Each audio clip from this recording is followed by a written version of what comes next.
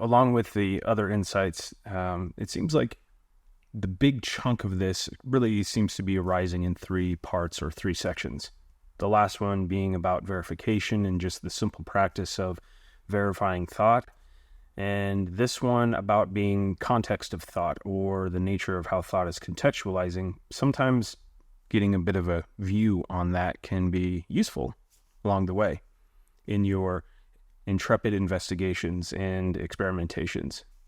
So the context of thought really is kind of how belief begins to form. And really that comes into play, to use the example that was used in the last video of verification. For instance, having a conversation with another person, maybe somebody you're getting to know, and then a thought arising, this person doesn't like me very much. There's a context attempting to be kind of put into place there, an overarching theme. And we could talk a little bit more about aperture of attention. It seems like that actually kind of makes a big difference.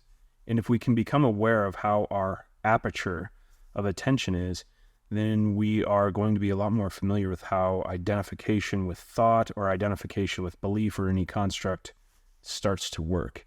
It seems to be an aperture of attention. And I know that can be tricky because a lot of the pointings here on the channel are referring to bringing attention to sensation instead of thought. And really that pointing is about the fact that attention actually seems like it's already there. And we can get into that maybe in another video. And to bring attention, at least the perception of attention or perceptual attention therein, we are beginning to essentially wear a new pathway of attention to something that is not thought. Even if it seems somewhat orientable, even if there is an aspect of thought there, it's not just the conceptual. It's not just belief orientation and things that have to do with the details of thoughts. So going back to the conversation, the thought arises, this person doesn't like me very much. What starts to kind of happen is that aperture of attention begins to close and a framework of belief is actually kind of beginning to form. In other words, we start looking for verifying evidence to essentially support that particular thought. In other words, we wait, another thought arises, oh yeah, look, their voice changed or their tone changed. Oh, look, they aren't really looking at me. They're kind of giving me a side eye, whatever that is.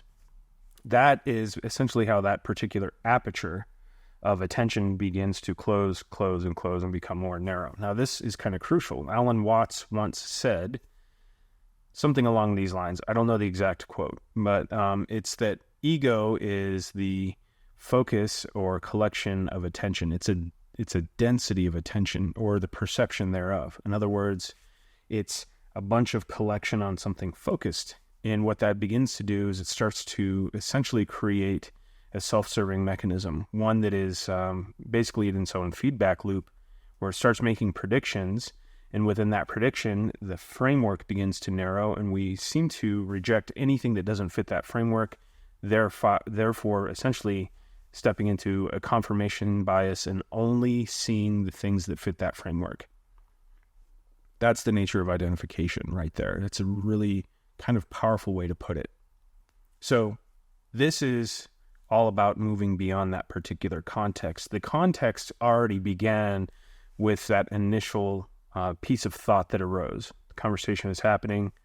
This person doesn't like me very much. It seems like the things to really pay attention to, watch out for, or be willing to engage with are the thoughts that have a self-referential nature, or thoughts that have maybe some sort of bearing on our state of being. These particular thoughts, at least as a layer of thought can go, there does seem to be a variety.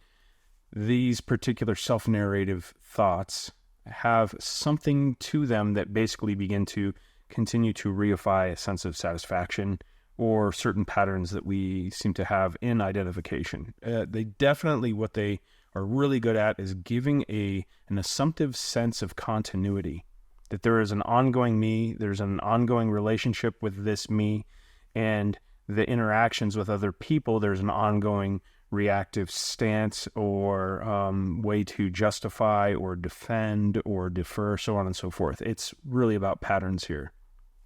So the context is crucial. Some of the other videos are pointing this direction, yet this particular video, looking at context in general, actually might start to open some of the gates. They might actually start to create some cracks where light can shine through. So it goes like that. The context is the person doesn't like me very much. And to have that experience within that context, we will only experience supporting evidence of that context. And that's essentially how a narrative begins. I mean, that we'll probably get into that in another video, but we could just say the seed of a narrative is basically a context that we are continuously feeding attention to and supporting. So another way to put this, maybe this showed up in another video, but if we regard thought as a beast or an animal or a creature that has a singular diet, it is always consuming only one food source, and that food source is simply attention.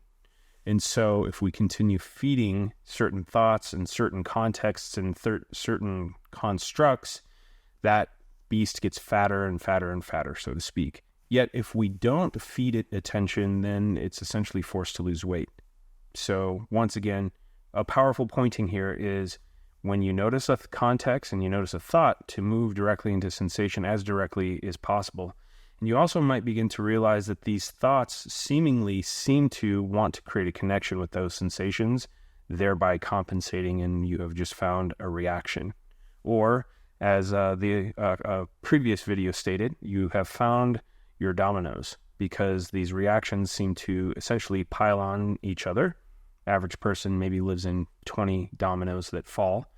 And as soon as you found that reactive mechanism, the one that's compensating, the one that's casting a shadow, then you can move into what is previous. And that's crucial here, because the word presence is pointing to what is pre. It's a sensing of something that is here already by the time it's noticed. And that really kind of points to an experience that we have of moving from thought and from that particular framework into something that is absolutely present, absolutely here and now. Now, I know a lot of times the pointing goes into sensations that also might have an emotional tone, or the ones that traditionally have an emotional tone, from here all the way down in the trunk of the body, maybe the classic places where most of the chakras reside.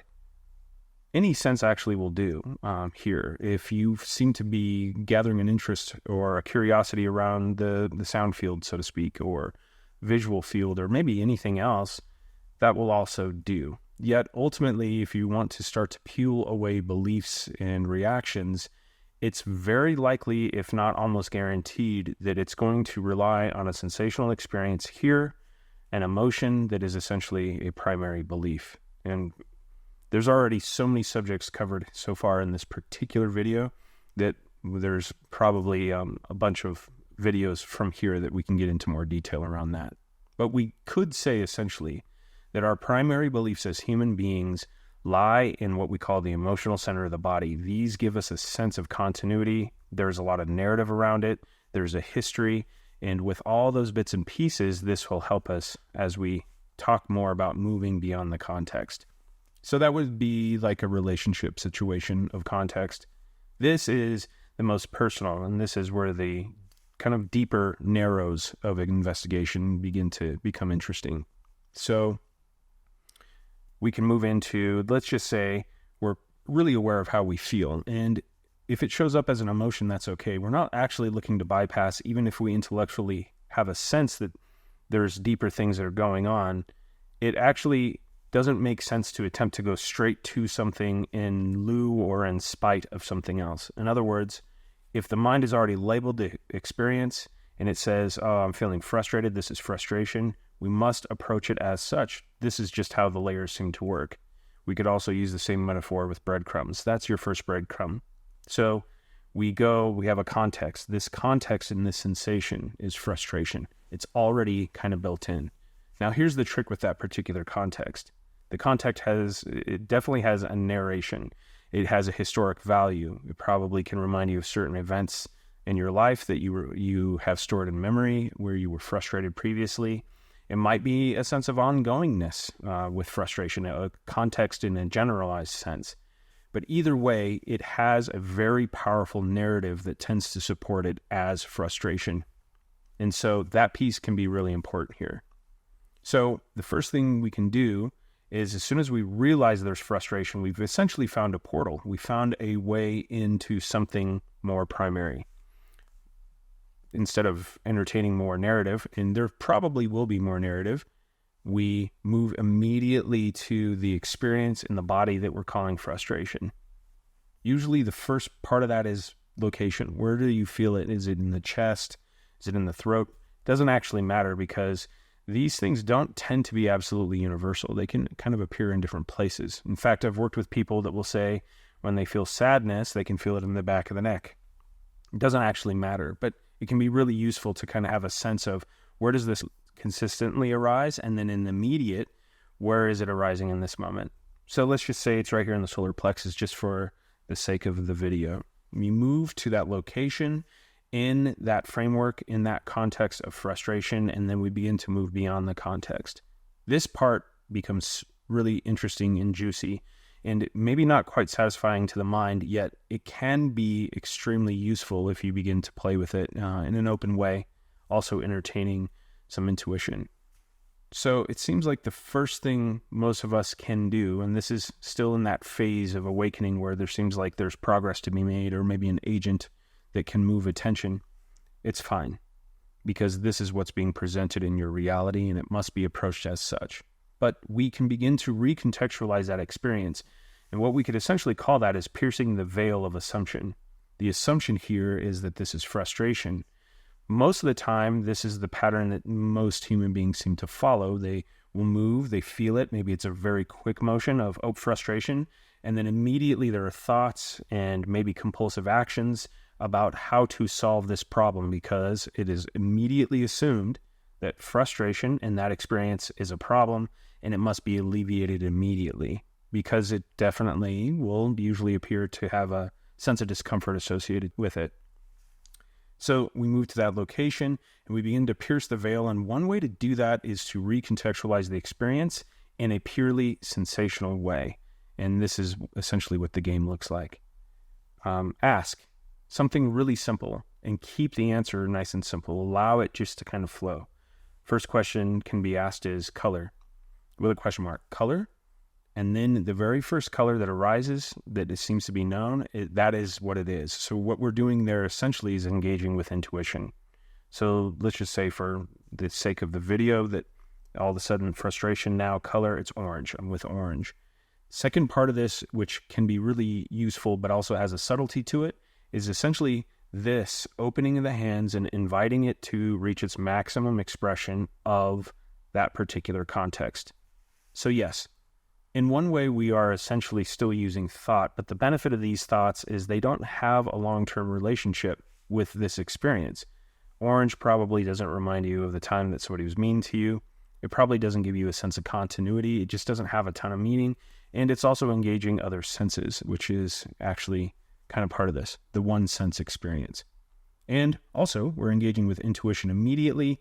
And what that does is it gets us more familiarized with how intuition arises immediately and with no debate or hesitation.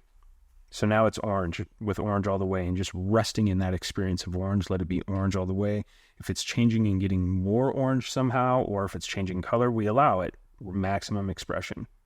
And from that space, what might happen is thoughts begin to chirp. This is what thoughts do. Thoughts just think, just like the woodpecker analogy. Woodpeckers just peck. Thoughts just think, that's it. They don't really have a cause and effect connection to anything, but they will essentially continue to suggest. And if it does, maybe it starts talking about how something is frustrating. It's talking about an outside event, could be talking about a memory. It doesn't really matter. It can still have a sense of being sticky. If that's the case, we get pulled into thought. This is not a problem. This is nothing to fight. This is nothing to resist. We simply just remain aware. And as soon as we realize we got pulled into thought, we immediately move attention right back to orange. That's it. Not back to frustration, not that context, but we're recontextualizing it with orange. Then we can move on. From there, we move into, let's say, texture. What texture is it? And let it be anything that shows up. The answer to these questions aren't important. They don't need to be accurate. They just actually provide us with a sense of being able to orient to a sensation And what that does is it helps us not orient to the detail of thought that begins to spawn. And remember, just like the beast, the more we feed it, the more it begins to multiply. And that's essentially how narratives and beliefs form. And they're essentially attempting to form all the time. So now we're with, let's say it's glass-like texture all the way. Same thing. We invite it to be its maximum expression of whatever it seems to be. And then we're with that. We're feeling that. Maybe it's moving. Maybe it's changing. Doesn't matter. We're just with it as it is and as it seems to be. And it can change or remain the same. It's perfect that way. And then let's say thoughts once again pull us in for something. As soon as we realize, we go right back to texture. And then from there, we move into weight. What weight is it? Anywhere from heavy to light. Sit with that weight. Sit with the context of that experience fully. By now, you might notice it's changed somehow in its quality or its tone. That is a way to move into sensation in a more direct manner, even though we are somewhat contextualizing it. But it's also proving something else. It's proving that these sensations are essentially so empty in general and so difficult to actually orient to that they seem to be able to fit any potential context. That begins to kind of open an aperture of more insight. What else does that? Does every experience fit any potential context? It gets really interesting. Yet the value of these sensations, because they feel so intimate and close to us, it has a different tone to it that usually will bring about an investigation of everything else. Does it apply here? Is it the same here? Is it the same here? And that's essentially how these things start to unfold. In the meantime, we're having an experience of this delamination from thought by shifting context and moving beyond a context, that these thoughts are no longer dominating. And I'm talking about the one that gives you a sense of continuity, the one that says, I know frustration, these things frustrate me, and all of the knowledge therein. Now you're just with heaviness. And then move into the next question. Temperature, same thing. Invite it to be its maximum expression. Sometimes it'll take a temperature that seems impossible, an impossible heat or an impossible cold. Still, we must be with it as it is. The whole point of this is an invitation without changing, modifying, or doing something else to move it along. In the midst of that experience, thoughts again, same thing. If we get yanked in, can happen. Maybe it's not at this point. Maybe they started to slow down. Then as soon as we realize it, we come right back to that particular aspect. And then you can ask other questions. You can bring all the senses into it. You can ask it, what does it sound like? Sometimes that doesn't do a lot for people, but you can play with it. What does it smell like? What does it taste like? Then you can ask, what shape is it? Maybe it's a cube. Maybe it's amorphous. It doesn't matter. The answer is actually irrelevant. It just, whatever comes up is intuitive, and it gives us cause to remain absolutely engaged. The engagement of this is crucial, to stay there as much and as long as possible. Then from there, we ask kind of a group of questions that are connected. Is it moving? Is it expanding? Is it contracting? Can it be felt anywhere else? Is it inside or outside? These kinds of questions. And once we've kind of completed that cycle, it's the same thing. We just keep going through. This is just a simple tool to remain engaged and recontextualize. Then we start again. We do a second round, at least a second round. It seems like the most effective way to do this is do this in rounds, multiple rounds. So now we move into, once again, color. Just simply ask color, and maybe the color has changed. Maybe now it's blue. What this is showing us is how dynamic sensations are, but it's also a transitionary space for us to get into an allowance where suddenly we seem to be shown versus having any bearing or effect on this internal experience. This is crucial because feeling is effortless and it cannot be modified. Even though we might be under the illusion that it can, it's always there exactly as it is. And if we can start to accept these internal experiences in that exact way, then that starts to naturally kind of disseminate and translate to any experience. We can be with it exactly as it is. But we'll also start to get some insights around these sensations, for some reason, seem to be a predicate on wanting to change anything. The way we feel and our evaluation of that experience. It's pretty interesting. And keep in mind, of course, that's all conceptual. So we do another round all the way through. Third time, ask color. Maybe it's changed again all the way through. It can be moving location. You can feel it in multiple places at once. There are really no rules here, and there's definitely no need for accuracy. So as pointed out in some sessions, Every once in a while, I'll ask somebody color, and their answer won't have anything to do with color, but that doesn't matter. It's just whatever arises, we go with. And it kind of gives us an improvisational sense of engagement with something that is always here. That can be a really powerful tool. So to recontextualize in this way, to use something that essentially interrupts an executive thought process or a pattern, begins to create this sense of delamination from thought dominance into a place of equanimity. Eventually, we'll be able to let the game go. We won't even have to actively or verbally ask questions. We will start to notice these sensations take these tones automatically on their own, sometimes rapidly, in no particular order.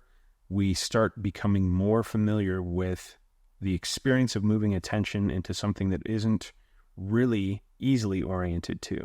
And that is the great space of transition right there. So eventually what will happen is we will move beyond context. It'll just kind of show us, but we're not applying any sort of intellectual context along the way. And that actually can provide quite a bit of value. And moving beyond context seems to actually be a really powerful tool along the way. In the meantime, we can also just continue watching thoughts and just see if we can pay attention to the context that's being inserted all the time. We can kind of cover that into another video of paying attention to how that process seems to work. Just having a little bit more of a bearing of witness there seems to begin to allow those things to move right back into emptiness. So this is a lot more about practice and a little bit more on a practical level, but it does seem to help us transition into more of the mystery. And really, there is a lot of these pieces that once we start getting a taste of the gap, so to speak, or the mystery or the unknowable sense, then at that point is where things really, really start to get mysterious and interesting. So if you're already kind of on your way there, but there seems to be some sort of hang-ups when it comes to context or these very internalized experiences, maybe give this practice a shot and see how it goes. Definitely the recommendation is to do this for about 28 days if you're going to stay engaged. And within that period of time, most people have a pretty significant insight. Some have complete full-blown awakenings, or at least a kensho. Would love to hear your experiences with that. So please, any questions or comments are absolutely welcome. Thank you.